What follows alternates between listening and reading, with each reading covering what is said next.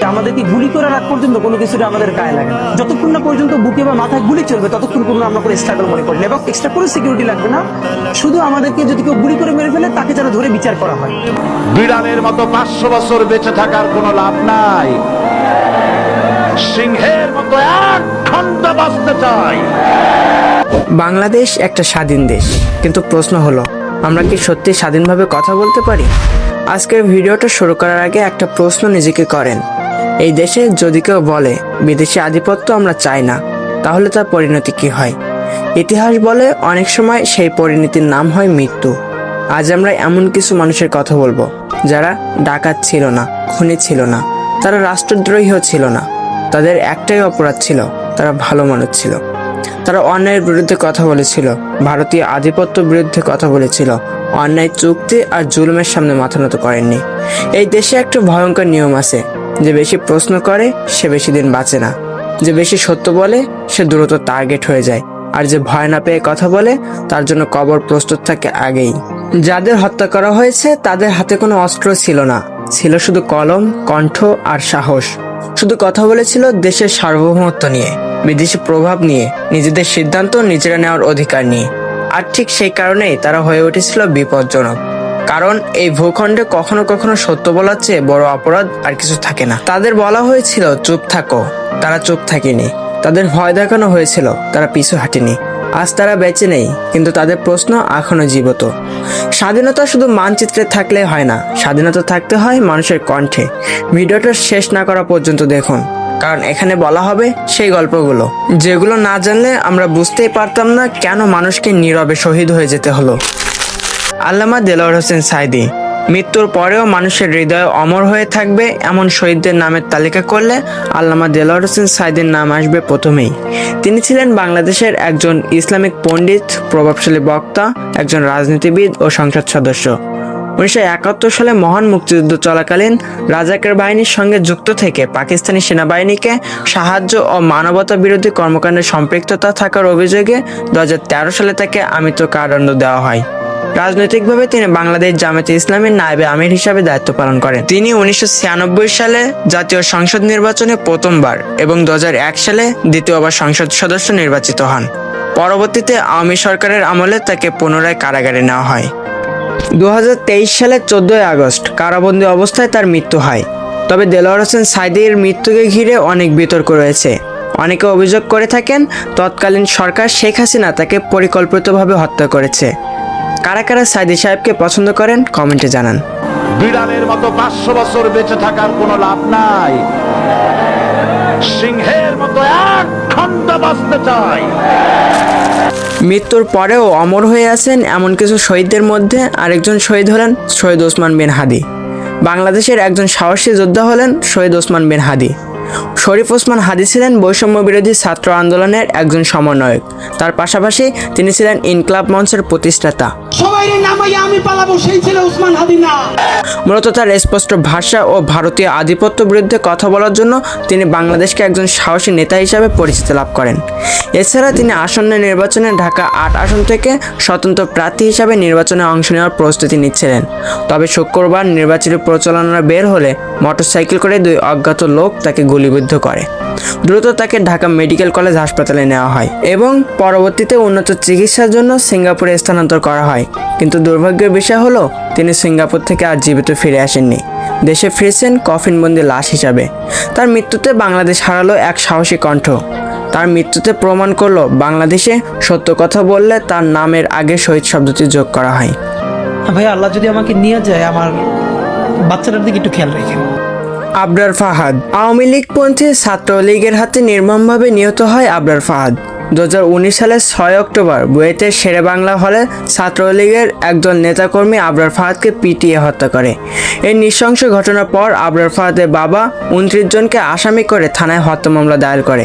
বিচারিক প্রক্রিয়া শেষে 20 জনের মৃত্যুদণ্ড এবং 5 জনের যাবজ্জীবন কারাদণ্ড দেওয়া হয় এবং এখনও 4 জন আসামি পলাতক রয়েছে।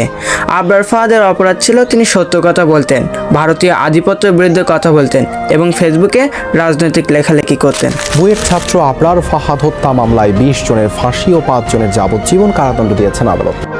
আবু সাঈদ। যে কয়েকজন মানুষকে বাংলাদেশের জনগণ কখনো ভুলতে পারবে না তাদের মধ্যে থাকবে জুলাই আন্দোলনের শহীদ হওয়া রংপুর বেগম রোকেয়া বিশ্ববিদ্যালয়ের ছাত্র আবু সাঈদ। দেশের 2.0 স্বাধীনতা যুদ্ধে সর্বপ্রথম প্রাণ দেয় এই মেধাবী তরুণ। তিনি ছিলেন বৈষম্য বিরোধী ছাত্র আন্দোলনের রংপুর বেগম রোকেয়া বিশ্ববিদ্যালয়ের একজন সমন্বয়ক। আন্দোলন চলাকালীন 16 জুলাই পুলিশের গুলিতে শহীদ হন। তিনি ছিলেন এমন এক যোদ্ধা যিনি পুলিশের গুলির সামনেও মাথা নত করেননি। তিনি পুলিশের গুলির সামনেও নিজের বুক পেতে দিয়েছিলেন। তিনি ছিলেন বেগম রোকেয়া বিশ্ববিদ্যালয়ের ইংরেজি বিভাগের একজন ছাত্র। তিনি সর্বপ্রথম শহীদ হন জুলাই আন্দোলনে। তার এই আত্মত্যাগের ঋণ জাতি কখনো ভুলবে না। রংপুরের বেগম রোকেয়া বিশ্ববিদ্যালয়ের ছাত্র আবু সাঈদ হত্যা ও মানবতা বিরোধী অপরাধের মামলায় ট্রাইব্যুনালে হাজির করা হয়েছে এএসআই আমির হোসেন সহ 4 জনকে।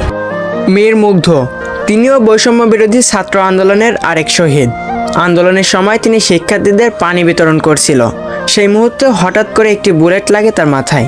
মুহূর্তের মধ্যে তিনি মাটিতে লুটিয়ে পড়েন আর সেখানেই তিনি শহীদ হয়ে যান। মীর মুগ্ধ ছিলেন বাংলাদেশের একজন স্বনামধন্য ফ্রিল্যান্সার এবং বিশ্ববিদ্যালয়ের শিক্ষার্থী। তার মৃত্যুতে খোদ ফাইবারও দুঃখ প্রকাশ করেছিল। সাইফুল ইসলাম আলিফ, তিনি ছিলেন বাংলাদেশের একজন আইনজীবী। 2024 সালের 26 নভেম্বর রাষ্ট্রদ্রোহ মামলায় চিন্ময় দাসের মুক্তির দাবিতে একটি ব্যাপক বিক্ষোভ হয়। পরবর্তী সহিংসতায় চিন্ময় দাসের অনুসারীদের হামলায় তিনি নিহত হন। প্রকাশ্যে রাস্তায় তাকে নির্মমভাবে হত্যা করা হয়। দুঃখজনক বিষয়ও যে একজন আইনজীবী হওয়া সত্ত্বেও তার হত্যার বিচার এখন পর্যন্ত হয়নি। মেজর সিনহা, 2020 সালের 31 জুলাই রাতে কক্সবাজার টেকনাফ মেরিন রায় সড়কে শ্যামলাপুর তল্লাশি চৌকিতে পুলিশের গুলিতে তিনি নিহত হন। ঘটনাস্থলে লিয়াকাত আলী নাম করে একটা পুলিশ তাকে 4টা গুলি করে। পরে তার মৃত্যু নিশ্চিত করতে তৎকালীন ওসি প্রদীপ কুমার দাস আরও 2টি গুলি করে। তদন্তে উঠে আসে মেজর সিনহা ওসি প্রদীপ কুমার দাসের একাধিক কুকর্মের কথা জেনে গিয়েছিলেন। এইসব তথ্য প্রকাশ পেলে নিজের পেশাগত জীবন ও ক্ষমতার অপব্যবহার ফাঁস হয়ে যেতে পারে। এই আশঙ্কা থেকেই পরিকল্পিতভাবে মেজর সিনহাকে হত্যা করে প্রদীপ কুমার দাস। মেজর সিনহার মৃত্যুর অনেকদিন পর আদালত লিয়াকত আলী ও ওসি প্রদীপ কুমারকে মৃত্যুদণ্ড প্রদান করে।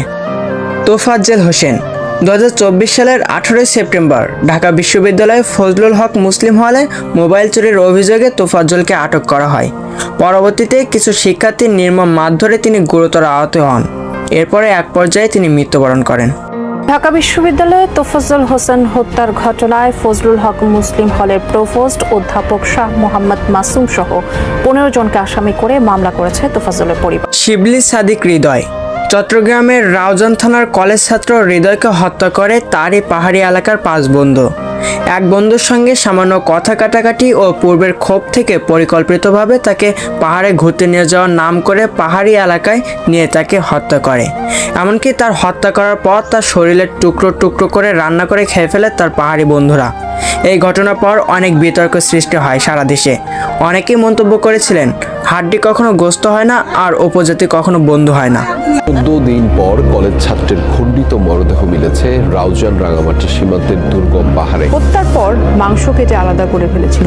আজ আমি যাদের কথা বললাম তারা কেউই শহীদ হতে চাননি। তারা চেয়েছিল বাঁচতে একটা মর্যাদাপূর্ণ স্বাধীন দেশে। কিন্তু তারা বুঝে গিয়েছিল চুপ করে বেঁচে থাকার চেয়ে সত্য বলে মরাই কখনো কখনো বেশি সম্মানের। তাদের হত্যা করা হয়েছে, কিন্তু তাদের কথাগুলোকে হত্যা করা যায়নি। কারণ সত্য মরে না, শুধু সময় নাই। আর যদি আমরা তাদের কথা ভুলে যাই তাহলে কাল আবার নতুন কেউ এই অপরাধের টার্গেট হবে। তার একটাই অপরাধ, প্রশ্ন করার অপরাধ। যারা শহীদ হয়েছে তারা মরেনি, তারা জাগ্রত আছে কোটি কোটি বাঙালির হৃদয়ে, বেঁচে আসে আকাশে বাতাসে। সকল শহীদদের আত্মার মাগফিরাত কামনা করে শেষ করছি।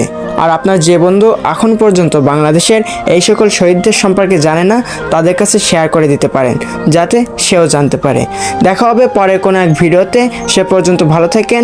আল্লাহ হাফেজ।